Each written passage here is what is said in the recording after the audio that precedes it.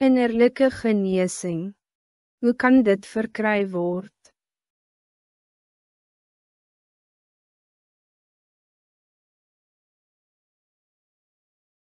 Wat kan jy aan ander doen zodat hulle innerlijk genees kan word?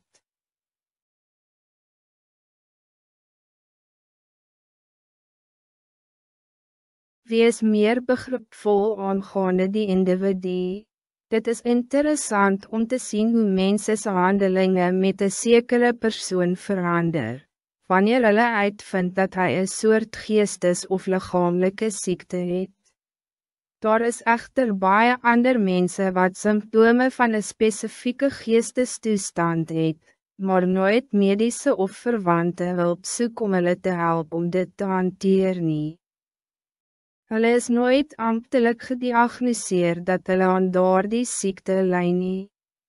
Of jy nou een onmiddellijke familielid of een buitenstaander is, jy hoef niet te wachten voor iemand om amptelik met een of ander beduidende ziekte gediagnoseerd te worden, voordat jy meer empathie toon, en meer begrip voor die persoon se gedragsgestremdhede toon nie.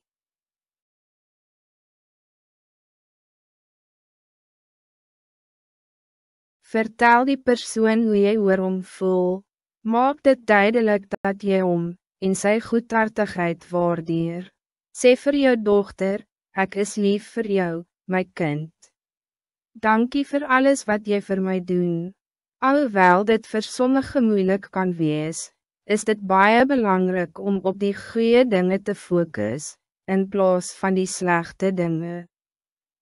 Moenie op die persoon focussen, eerder as op enige van hierdie skadelike dade nie, en moenie toelaat dat hierdie optrede jou siening van hom definieer nie. Wanneer jy so met hom praat, sal jy nie sê, jy is een slechte mens, nie, maar liever sê, dit was een slechte ding wat jy gedoen het.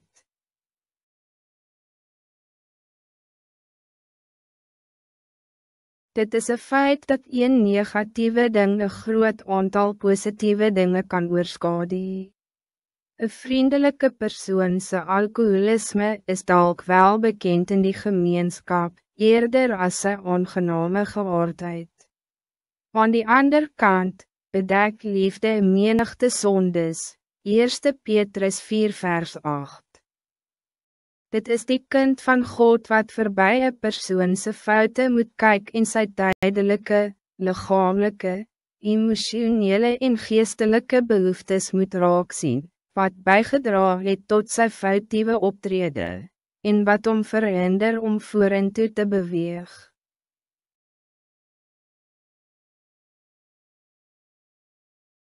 Bedien die evangelie van Jezus Christus aan hom. Verduidelik aan hom dat die rede waarom mensen mekaar seer maak, is dat hulle self op die een of ander manier seer voel. Sê vir hom dat sonde die oorzaak van alle pijn in die wereld is. Hij moet verstaan dat hij zelf ook iemand anders aansienlijke emotionele pijn kan veroorzaak of veroorzaak het, om diezelfde rede. Dit is waarom Jezus gekomen het om die wereld te genees. Als die Seun van God, het hy dit gedoen deur aan die kruis van Golgotha te ly en te sterf, as Godse volmaakte offer vir hulle sonde. Deur Jezus als verlosser te aanvaar, kan hij dus bevry word van die ketens van hartseer en pijn, en van die heerskappy van sonde oor sy lewe. Johannes 8 vers 36.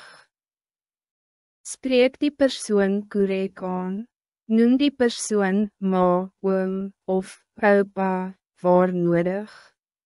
Sodoende erken jy terecht die rol wat die persoon in jou leven speel of gespeel het. Dit dui ook op die nodige respect vir die persoon. Spreek jou eie pa weer aan as pa. Al het hy die afgelopen paar jaar groot sondes gepleeg, of van jou verwijder is weens jou ouerse egskeiding. Dit zal dien as een erkenning van die jaren toe hy jou groot gemaak het, en dat hij steeds daar was voor jou als jouw vader. In Jeremia 3 vers 19, het God bijvoorbeeld aan die Jode sy begeerte verduidelik dat hulle hom, my vader, sy noem, want dit is inderdaad wat hij vir hulle was.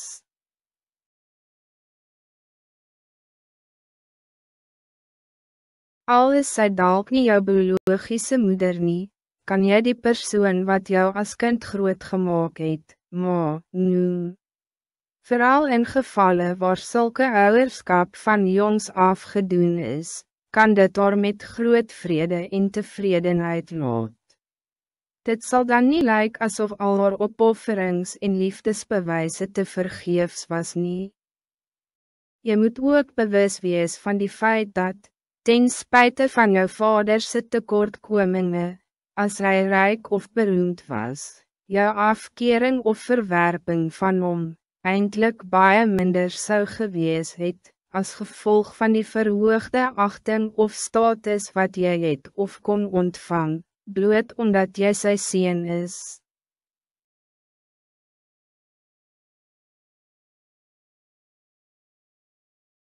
Gee die persoon sekere take om te doen.